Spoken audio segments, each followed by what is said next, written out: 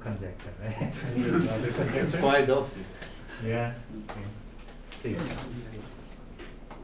Okay. Thanks for the introduction. Today I'm going to talk about my recent work about some embedding hypertrees. So this is joint work with Seonghyuk Im, Montgomery, and Abhishek Besku. So I will start with introducing some problems in graphs. So there are many problems that relate to embed trees into graphs. So we have two very easy examples. So G has a spanning tree if and only if G is connected. Very trivial. And if G has minimum degree at least k, then G has every kth tree. It is also done by simple greedy algorithm.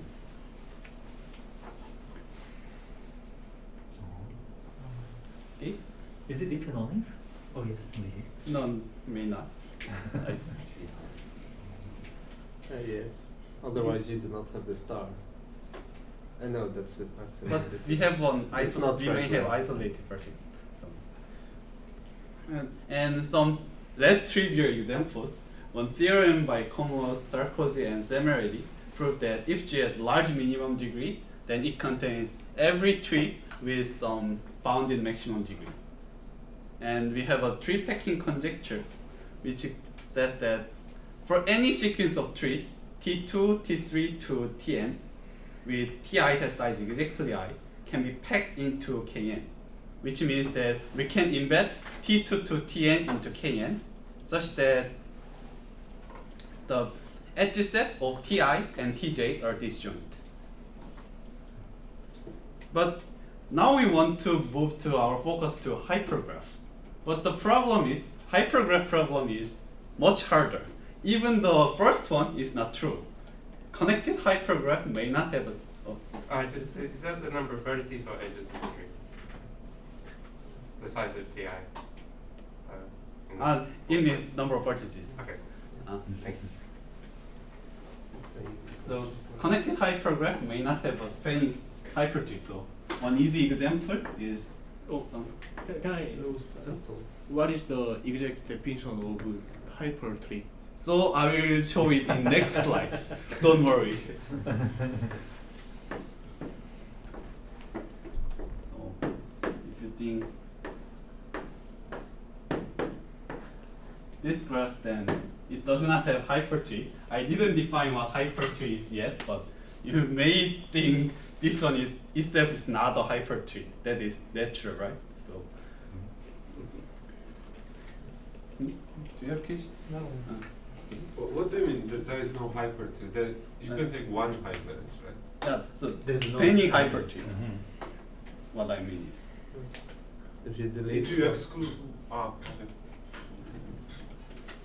okay, so to discuss more, I need to define hypertree more precisely. So before I define it, I first mentioned that throughout this presentation, every hypergraphs are 3 uniform. I will not cover some higher uniform hypergraphs, so please remember it. And so first define a linear hypergraph, which means that for every 2 distinct vertices, there are at most one edge containing that 2 vertices. So we forbid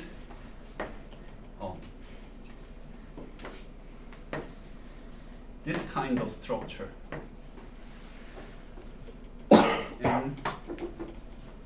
And we say that for a linear hypergraph, it is called hypertree if for every 2 distinct vertices, there is a unique path connecting them. So if this figure is the example of hypertree. And path is still a sequence of vertices and edges such that blah blah blah. This is equivalent of not having Birch cycle, right? For the Path is Birch path, I think. Otherwise, no. So, what exactly is a path? So it just means that a sequence of vertices and edges such that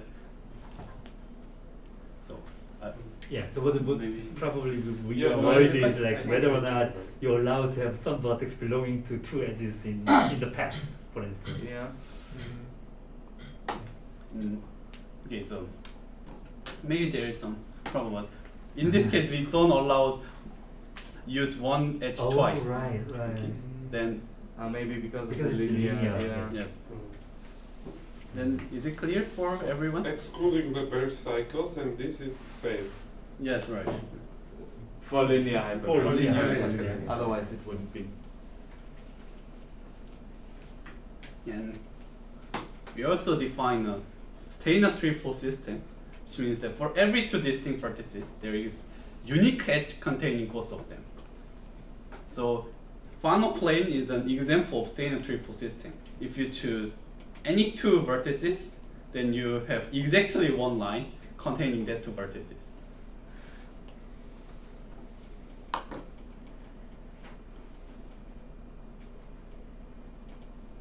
Okay, then we want to embed some hypertrees into Steiner triple system. That's our very big problem. So we have, as I mentioned before, we have one famous tree packing conjecture in here. So we want to prove some analog result for hypergraphs. So Frankel asked this question. So suppose that T3, T5, and Tm are hypertrees. Then for which m we can pack them into a Steiner triple system. And he proved that m is roughly n over 2 is possible. But this problem is much harder than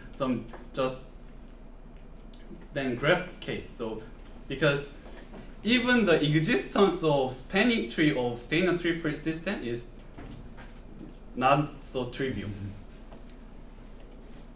So maybe it is a good starting point that to consider is m equals to n is possible or not. M should be an odd number. Yes.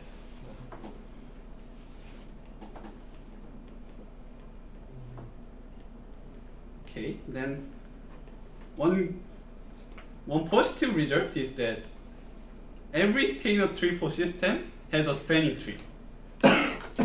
That is proved about 10 years ago. But on the other hand, there exists an hypertree and Steiner triple system such that of the same side, such that the hypertree cannot be embedded into Steiner triple system. So here's an example, but instead of read this example, it is better to see figure. So this figure. So if you look this hypergraph, then it cannot be embedded into the same size Steiner triple system. Why? So because we consider this vertex and this vertex. If there exists a hypergraph so that this one can be embedded, then it must contain an edge containing this vertex and this vertex. But consider what is the third vertex of that edge. If you choose any vertex, then some pair contained in two edges. So it is contradiction. So it cannot be embedded into same size Steiner triple system. Is it clear for everyone? Okay. And there is a result that there is an infinitely many Steiner triple system of size divisible by 3, such that it does not have a perfect matching. But every Steiner triple system contains almost perfect matching. So intuitively thinking, we may get some similar whole for hypertree. So Elliott and Rödl conjectured that instead of size n, if we choose size n minus little of n, then we can embed such a tree into Steiner triple system. So it is quite natural, and there is some result, partial result, the paper that they suggest this conjecture, in the paper that they suggest this conjecture, they proved this conjecture for something called subdivision trees. And later, there is also some result for also some family of hypertrees called D-array hypertrees. I will not define what it is, but I want to say that for some family of hypertrees, it is proved. So here the size is still the number of vertices, right? Yes, number of vertices.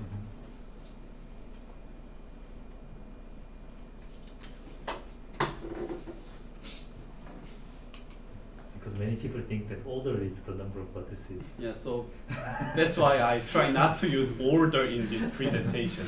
So I usually do. So I try to use number of vertices, but sometimes it's too long. So somewhere it is I write size. Okay, then our main result is we prove this conjecture. So we prove that for every fixed epsilon, and for sufficiently large n vertex Steiner tree for system contains every 1 minus epsilon vertex hypertree. So that's our main result. And actually our result is true for any linear hypergraph with large enough minimum degree. So not necessarily Steiner tree for system. So together with this result, with some careful quantitative analysis, we can actually show this one. So we can pack some this kind of family of trees into Steiner tree for system. So proof is very simple. We just pack one and deleting all the edges in the tree. And if there is a vertex of too small degree, we just delete it. And then for remaining Steiner tree, remaining hypergraph, we embed one more tree. And if there is vertex of too small degree, delete it, and over again. So we just can greedily embed such trees into a Steiner tree for system. Okay, so Can you say that again? So you say that this corollary is easily obtained from the theorem? not directly, but our proof actually shows that not only for Steiner tree for system, if graph G is linear hypergraph with sufficiently large minimum degree, then we can embed such hypertrees. And there are also, yes? It's the reverse actually. The theorem is a corollary of the corollary. Yeah, maybe. And we need also some quantitative analysis between n and epsilon, which I omitted, but our proof implies this corollary. Could you please go back to the conjecture?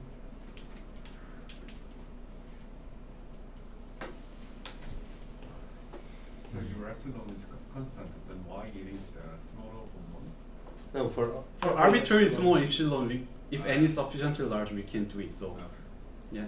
And in fact, we actually show that this epsilon can be some, if it is polynomially small, then not polylogarithmically small, then everything works very well, and we can improve a bit more. So I will talk about some quantitative things at the end of my presentation. And is there? Can you show the corollaries? Oh, T. T.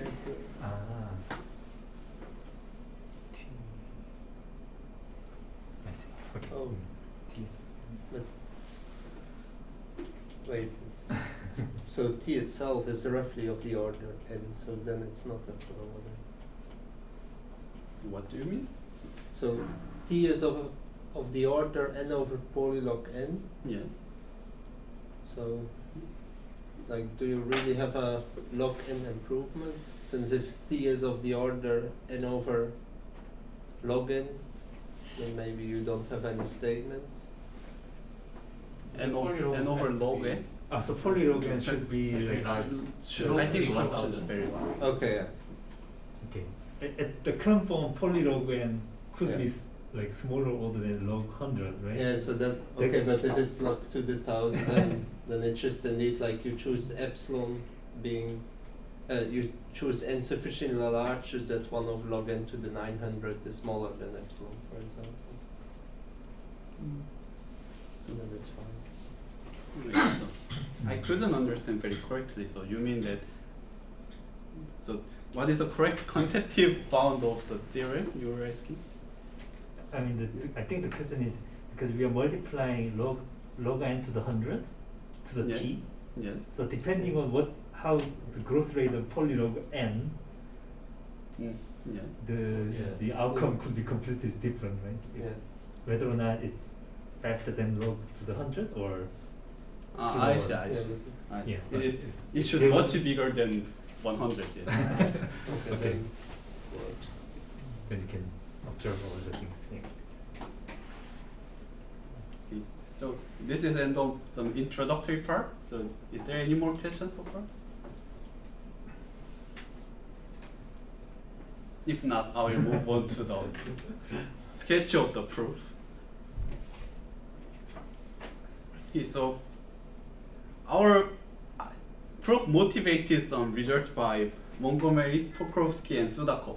They proved that for a properly articulated complete graph, we can find a rainbow copy of tree of that size. So, some intuitively thinking, we have an edges and colors, and we have a 3 edge between these vertices and color. So, we may think some adapting their proof to our one. So, big picture is similar to their one. So, how going on? So we first need to split in this tree. So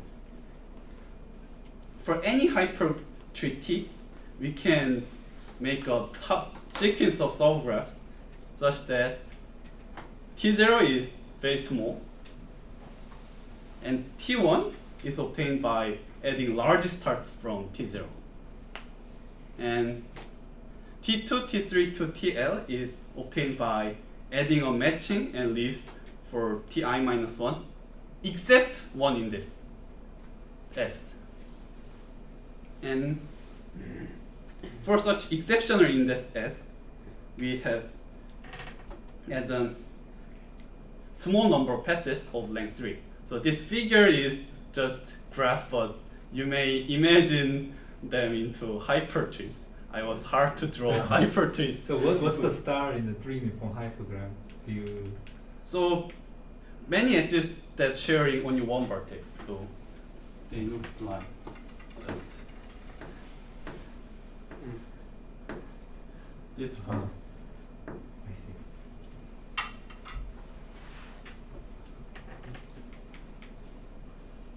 And then we may have some more steps to adding matchings. So S is just something that is one particular index between 0 and L. Yeah, one particular index between 2 and L. 2 and Yeah. two. So we have one particular index that we add on small number of passes, and except that index we always add on matching. Maybe can you give an example in three-uniform picture? I mean, this picture is a bit.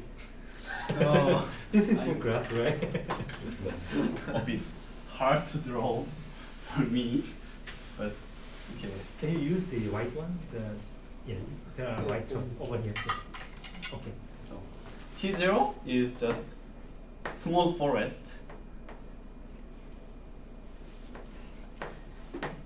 and T1 is obtained by some large stars. So we may add large star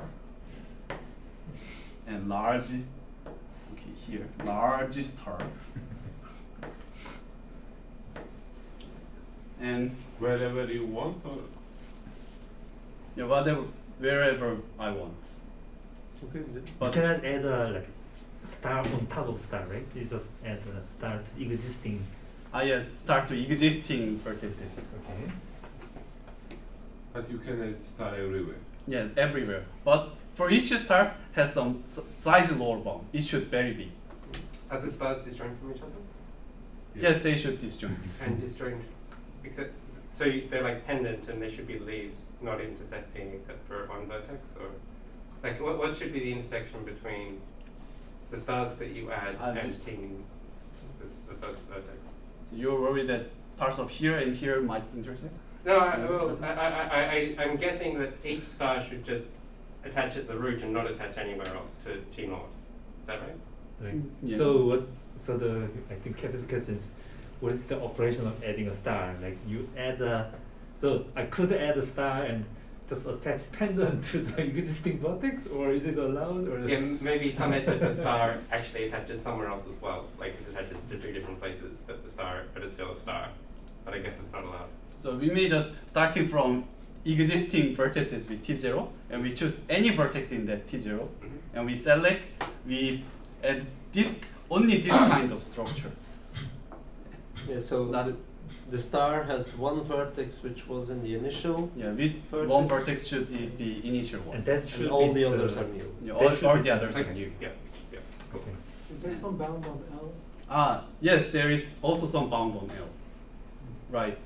Good point. I forgot to write bound of L. And the matching just means it's vertex disjoint edges, right? That vertex is joint edges, but it also has a rule. So one vertex is in previous one, and 2 should new. Oh. Oh, okay. Oh. Okay. And for adding of passes, we may add. What do you mean what's by a adding a leaf then? leaf? Yeah. That looks like a leaf Yeah. anyway. Yeah, that it looks like leaf, isn't it? So matching it. So matching and leaves are the same then? Yeah. So what I want to say is that one may think that add the matching of this form. So I just want to forbid that kind of structure. I guess. I'm matching of leaves. Yeah, right. Oh. So we- instead of n, it's off. In the paper, because of that reason, in the paper we write many some terminologies, matching leaves, bare pass, semi-bare pass, something like that. But I don't want to introduce that definitions in my presentation. So you're adding, it's kind of, So kind of operations star, but just degree 1. Yes, kind of star of degree 1. So operations 2 and 3 do not allow you to merge components, essentially. Yes, right. It's only the last operation that can put Yeah, together. only the last operation can make 2 components the same. I see. So, no. Is there a very easy reason why we can't take S to B3? Like where, is there some reason that we couldn't just take S to B3 every time? S to B3? Or 2, yeah. I didn't thought about that because in the main proof, just existence is always suffice. So Okay. And is this last operation, is this for TL? Or TS, so not TL. what's the what is S and what is L? So there exists some Between exceptional 2 and index L. between 2 and L. Oh. So it can be L. You do it just once. Yeah, Oh. only Only once. once in the middle. Oh, but in the middle, not at the Yeah, end. in the middle. Anytime We don't you know where it is. It Oh, might okay. be 2 or it might be L. We don't know. Oh, I see. Mhm. T0 is already a hypertree, right? Not 3 because it might disconnect It's a it. forest. Oh. Yeah, but Yeah. yeah, forest. I see. So And Oh, yeah, add a matching of blue. in the last one, it's length exactly 3, or can the class be length- Exactly 3. Exactly 3. Yes. Okay. So I didn't define the length of the path in hypertree, so it might cause confusion, but just fixed length path. and when you Just- add a just pass, add new the leaves. first edge So every time you should add use only one vertex of the existing vertex, or Yeah, so when we add path again, it should look like But there's the a first stage quantitative use only one vertex of existing one, So and I also think there's the a last quantitative stage that's uses not only really one existing one, And then there's a connection. and second stage should all new. And all these new internal vertices should be And the disjoint from stars have to everything be else, large. right? So Yes, you're right. introducing new So there's vertices. quantitative. They should disjoint from all other things. To answer that. I think I still didn't understand the quantification of S in this theorem. It's some value between So two. is As this is some value between. At which point of the statement is S quantified? It's I not didn't written here. define it. Yeah, Okay. I know it's not written, but I want to know where it is. I mean, you just add a space between after exist and space S.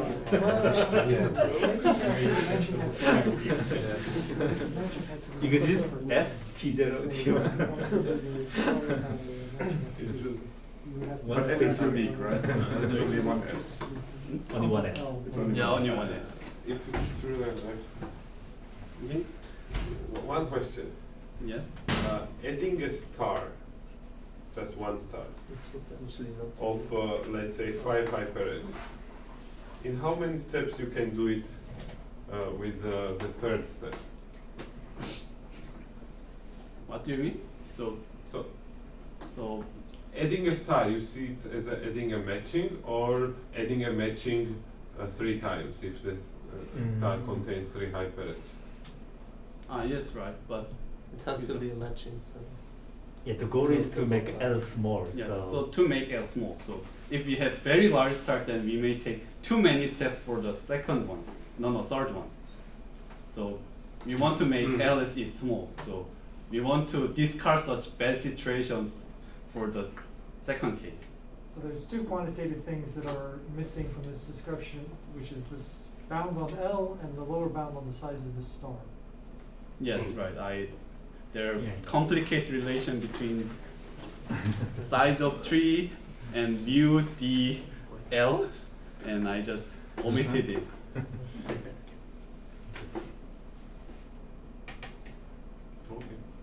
Okay, so is there any more question?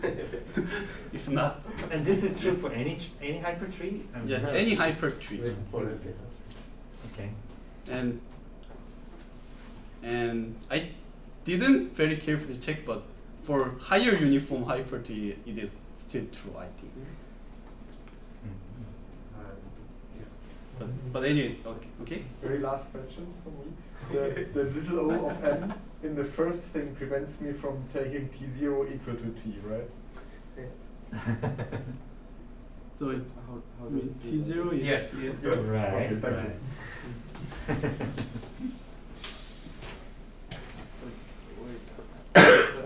What? You have these n over polylog n and so on, which are I see. Wait, I see. what- So, but so this what n is size of tree. N is the number of vertices This is of T. this n is size of tree. Right. So, and why does then this prevent you? I don't understand. No, T0 has to be small. That's the condition.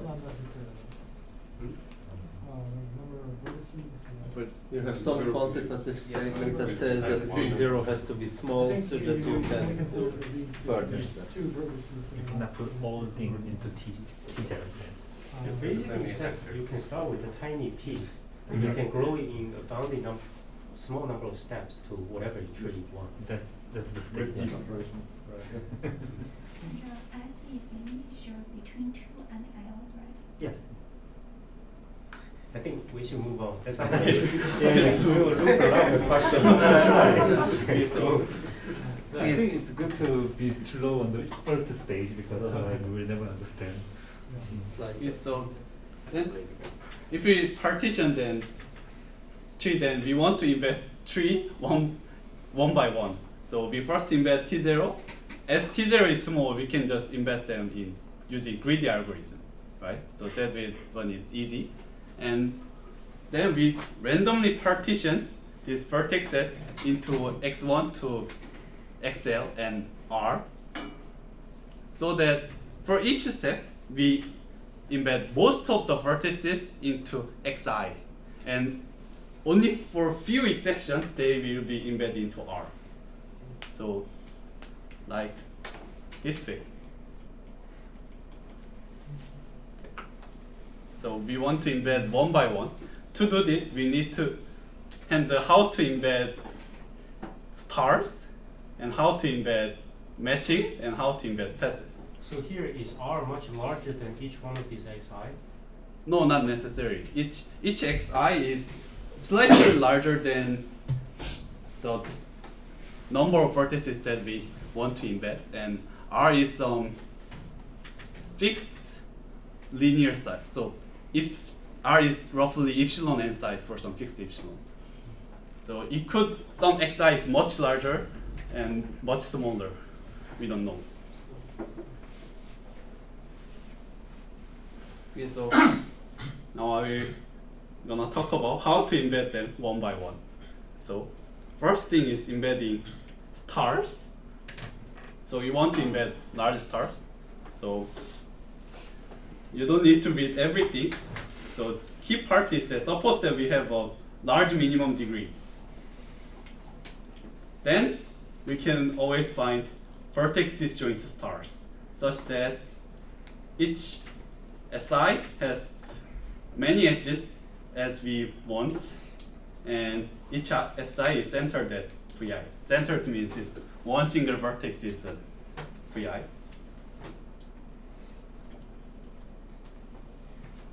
So proof is a bit technical. So choose a stars such that each SI is centered at VI, and each SI has size m most ni plus m for some m.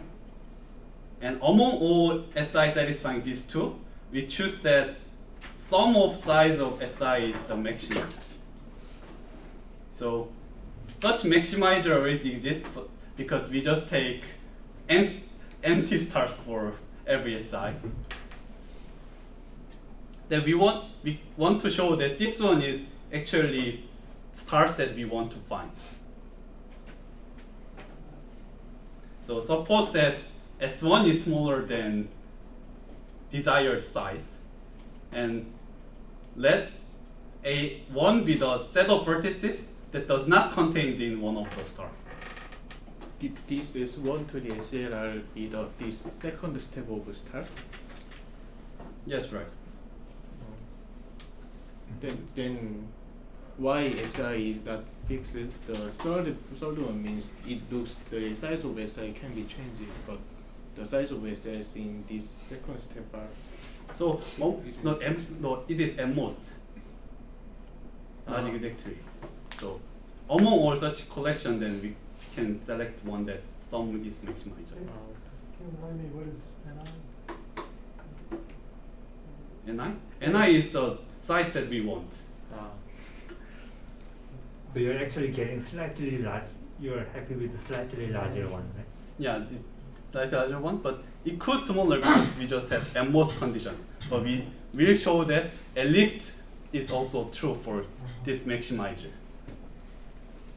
So for such A1, we define B1 and A2. We didn't define this N notation, so it is better to see some figure. So B2 is B1 is set of vertices such that there exists an edge between V1, A1, and this vertex. And A2 is similar. It's a set of vertices that has an edge, so that one vertex is in B1, and one vertex is one of VI, and one other vertex is in A2. And this edge is contained in one of the SI. Then one can observe that first, this B1 is not too small because we have minimum degree condition on V1, right? V1 has minimum degree condition, so V1 is not much smaller than this A1. And A1 is not that much small because we assume that sum of Ni is not very big. And key observation is that B1 and A2 has the same size. Why?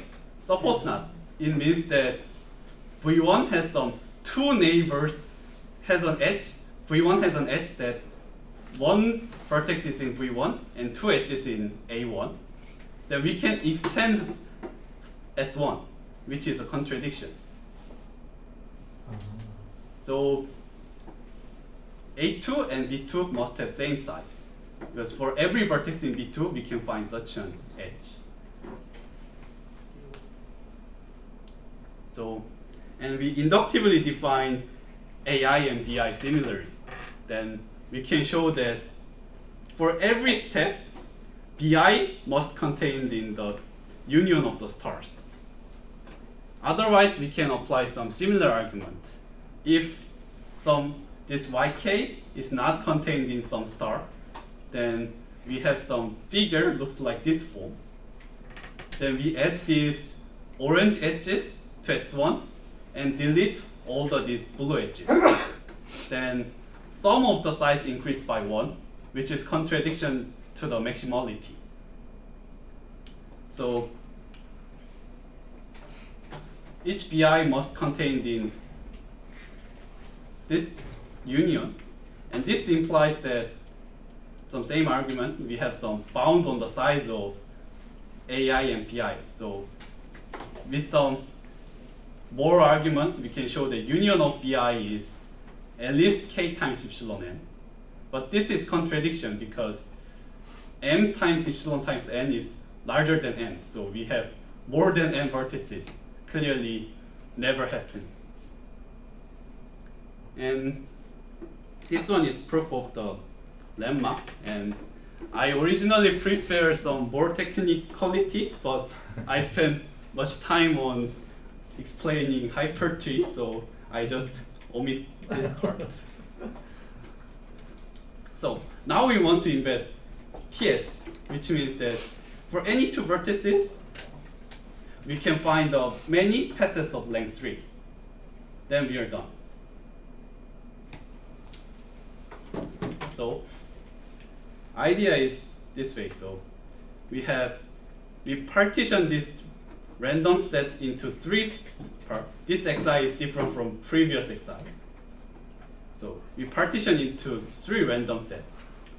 And then for fixed u and v, they have large neighborhood in x1 and x3 with high probability because of the randomness. Then again, x2 is a random set, so we can find many edges between one vertex is in this neighborhood and one vertex in this neighborhood and one vertex in x2. So we can find many such an edge. So we can just apply this once to find the one path and delete vertices of that path and apply once again.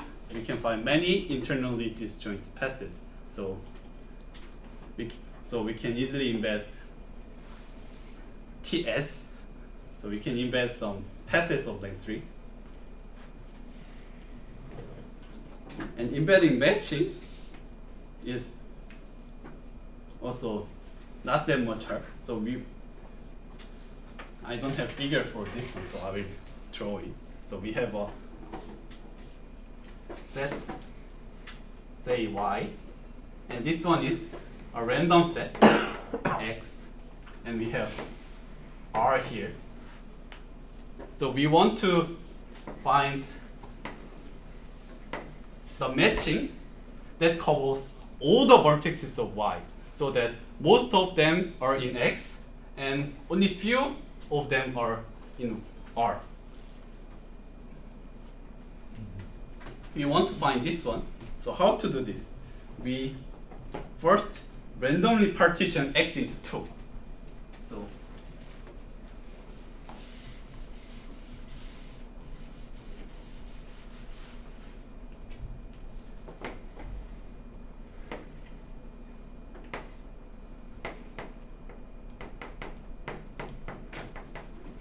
then intuitively thinking, between these sets are almost regular.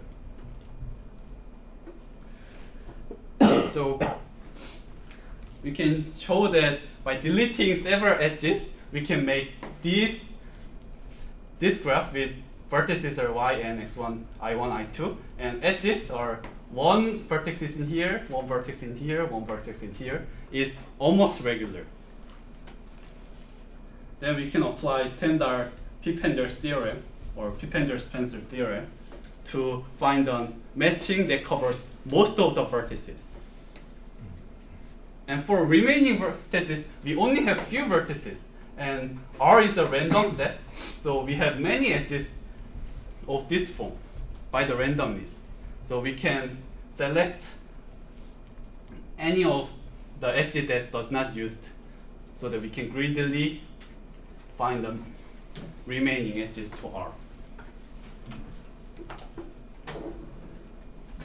Okay, and this is end of how we can embed trees, and only remaining thing is the proof of the tree splitting. This one. So have many trouble, but so idea is also use some lemma from paper by Montgomery, Pokrovskiy, and Sudakov. So they state that if T has small number of leaves, and then we can find many passes, so that if we delete them, then the number of remaining vertices are not too large. So intuitively, that's okay. So if we have small number of leaves, then we have many passes in that tree. And this is for tree, but we can prove the same thing for hypertree. We just consider auxiliary graphs that vertex corresponds to an edge of hypertree, and two are adjacent if and only if they intersect. And then we consider some brute force search tree, something like that on that graph, and apply that lemma, we can get some similar result for hypertree. And how to prove it? So we first start with any hypertree, and we just delete matchings as many time as possible, while we can delete many edges at once. And then we look the resulting hypertree. Then okay, also hypertree, but I will draw for tree. I cannot draw it, so maybe we have some this kind of tree at the end. Then we cannot embed many edges at once, which means that number of vertices that meets leaf is not so big. Number of leaves could large because some vertex has many leaves, but number of vertices that has a leaf is not very large. Then we delete many leaves from this tree to get S. S is different from our TK, but it is just for technically. Then anyway, after deletion, then every vertex has small number of leaves, and number of vertices that meets a leaf is also small, so it has small number of leaves. So we can apply this lemma, right? So we can bound the number of leaves in this hypertree. So we can find many passes such that after we delete, then okay, I will use some red pen for deleted one. Okay, then so this white one is S, and white one union red one is TK. Then we find some passes inside of this S,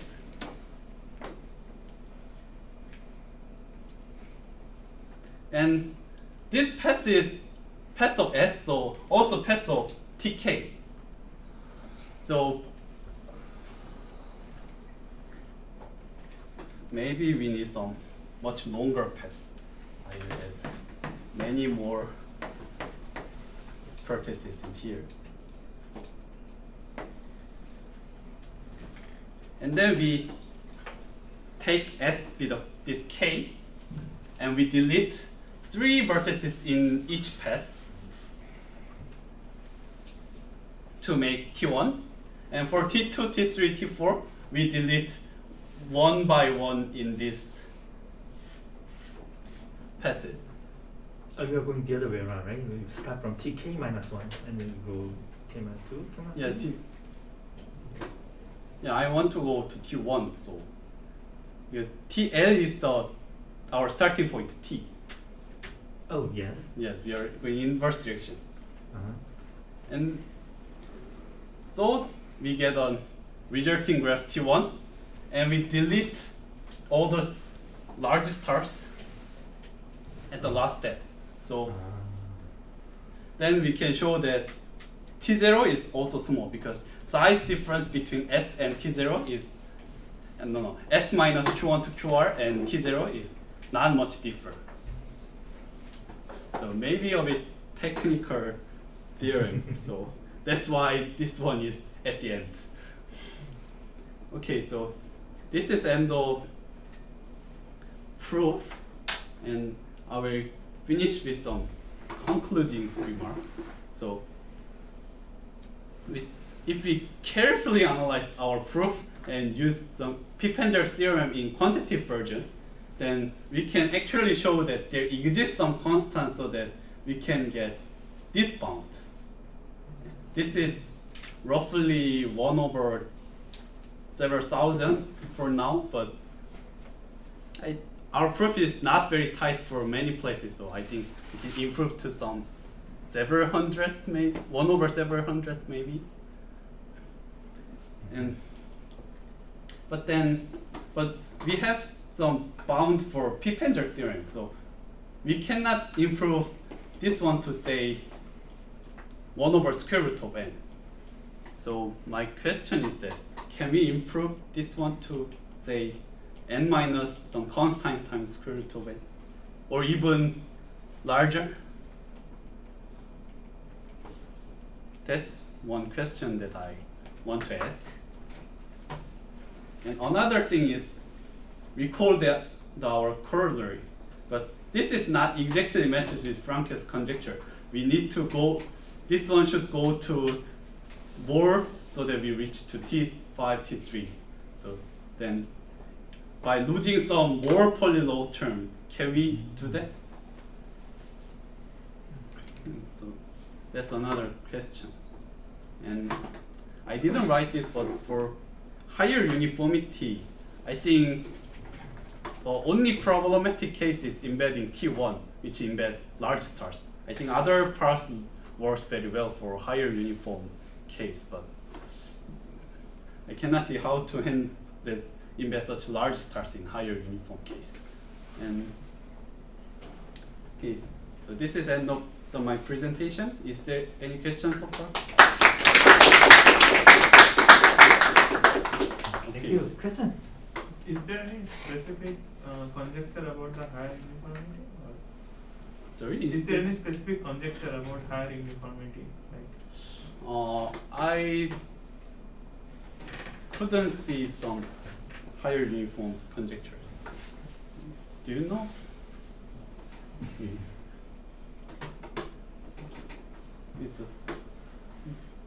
So basically, you prove that if you have a large minimum degree linear hypergraph, then you can embed almost the spanning hypertree. Then there also exists some Dirac type of result about the linear hypergraph. So more precisely, if we have a large minimum degree hypergraph, then can we embed some large loose cycle which are covers all but and most some little over n vertices? Are there any results about So you Dirac type?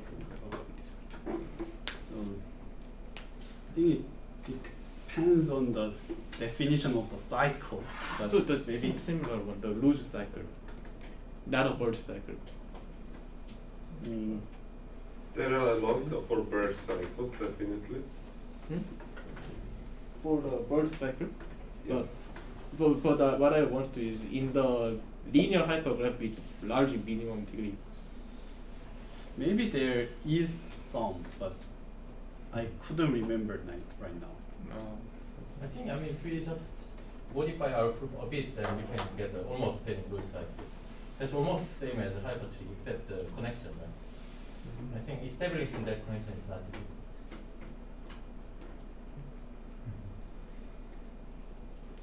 So if the number of vertices is odd, is it true that the Steiner triple system has some spanning hypertree? Yes, so that's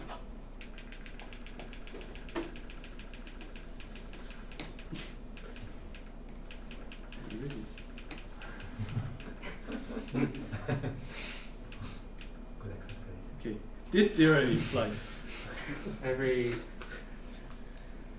Yes, yeah. So what I was wondering is there some spanning hypertree which is guaranteed, some specific one which is guaranteed? with I this? see. So you Or could you want to say find like some conditions which allow it to force it so- to exist? So you want to say that, okay, so we know that there exists hypertree that cannot be embedded, but Yes. you want to say then Does there there exist also one that- exists one that can be embedded for Yes. everyone? China tree is that? Yes. So, A Star star. always- Ah, yeah. always So works. good. So then the question is, what family of them can be embedded? Or can we say anything, some larger family which can be embedded if you have some maximum condition or something? Is there anything? I don't exactly remember, but if I mean, I think the theorem, what they show is that there are some family of family of spanning tree that must exist. I'm not 100% sure. So if I remember correctly, I mean, they show something like that. So this kind of, family of tree must exist. Right. what's the best known upper bound?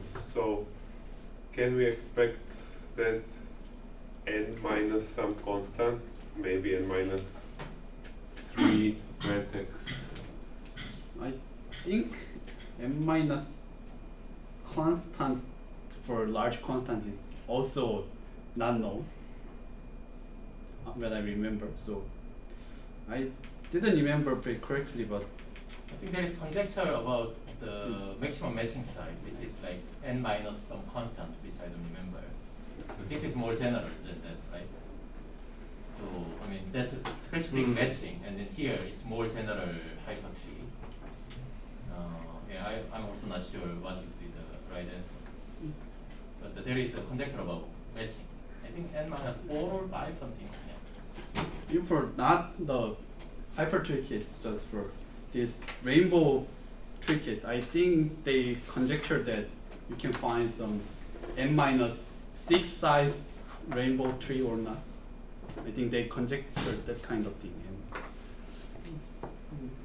maybe in a hypertree case, I think similar. I'm not 100% sure, but we have similar n minus some constant value. So the best construction is what you know is what you showed us, or you have something more complicated constructions where we can exclude more vertices than Maybe some result on Steiner triple system with some size of maximum matching in Steiner triple system might give slightly better than where it is. This one, I think, because we can choose some hypertree that contains a perfect matching, then we may get some gap. But I think that one is also does not improve a lot, I think. Can you have you can't have a hypertree that contains a perfect matching. Can you? I mean, no, never mind. I think we have. So for Yeah, example, just take one edge and and other three edges looks like this form. Yeah.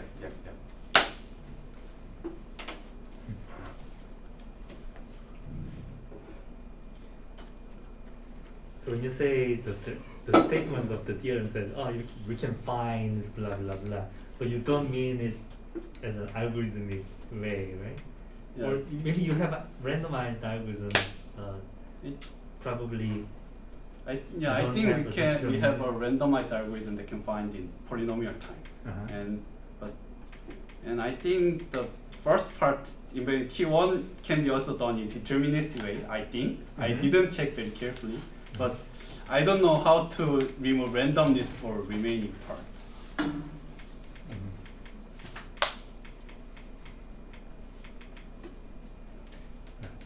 Any other questions?